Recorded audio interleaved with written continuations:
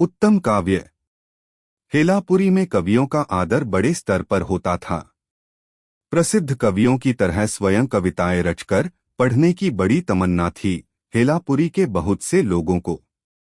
अपनी कविताएं सुनाकर महाराज से पुरस्कार पाने की उनकी तीव्र इच्छा थी।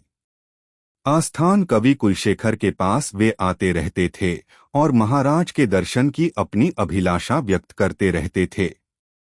हेलापुरी से 2 मीलों की दूरी पर सुगंधिपुर था। वहां कुछ प्रमुख कवि थे। साथ ही कुछ ऐसे भी व्यक्ति थे जिनमें कविता रचने की शक्ति शून्य ही कही जा सकती थी। कुमार भट्ट उनमें से एक था।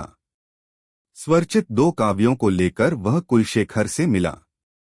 कुमार भट्ट की इच्छा थी कि इन दोनों काव्यों में से जो श्रेष्ठ है वह महाराज को समर्पित किया जाए।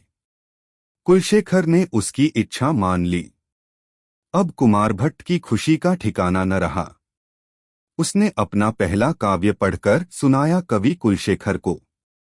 2 घंटों तक बढ़ी ही सहन शक्ति के साथ कुलशेखर ने काव्यपठन सुना।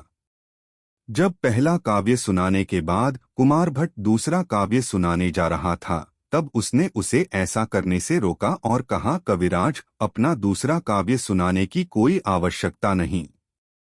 आपके दोनों काव्यों में से यही उत्तम से उत्तम काव्य होगा। अब कुमार भट्ट जान गया कि उसकी काव्य प्रतिभा क्या है और कितनी है। उसने कुलशेखर को प्रणाम किया और कमलनाथ वहां से चलता बना।